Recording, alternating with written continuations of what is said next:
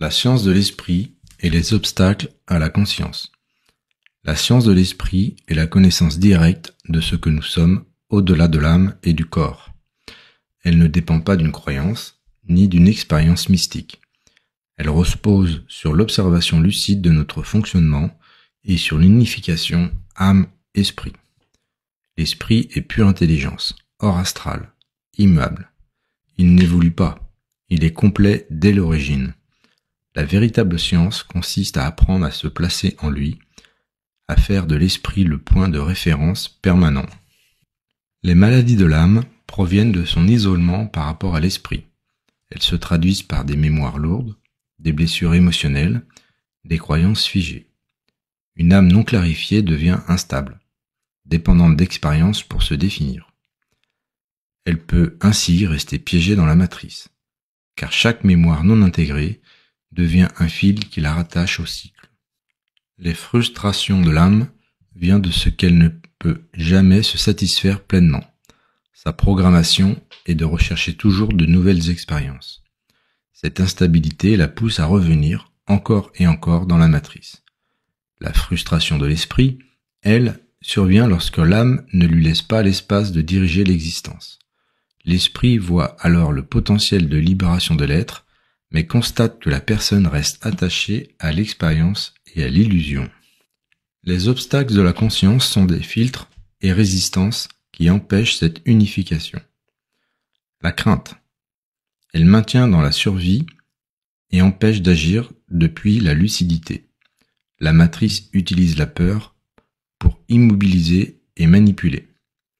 La connaissance. Dans les lois inversées, l'accumulation d'informations est confondue avec la compréhension réelle. La connaissance sans esprit gonfle l'ego et renforce la captivité. Le pouvoir. La recherche de domination ou d'influence détourne de l'alignement centrique et nourrit les forces astrales. La fatigue. Elle est souvent générée par les intrusions astrales et les résistances intérieures. Elle affaiblit la vigilance et rend la conscience vulnérable. Ces obstacles agissent comme un voile entre l'âme et l'esprit. Ils empêchent la posture centrique, hors polarité, nécessaire pour voir le réel sans distorsion. Le travail de la science de l'esprit consiste à identifier ces obstacles, à les observer sans réaction, puis à retirer l'énergie qui les nourrit. La guérison de l'âme commence par la neutralisation de ses charges émotionnelles. Chaque mémoire clarifiée cesse d'être un point d'accroche pour la matrice. La frustration de l'âme s'apaise lorsque l'esprit prend le rôle central. La frustration de l'esprit disparaît quand l'âme devient transparente et coopérative, prête à s'aligner. Lorsque âme et esprit sont unifiés, la conscience devient un espace clair. Les obstacles ne disparaissent pas par la force, mais par désintérêt. La crainte perd son pouvoir. La connaissance devient un outil.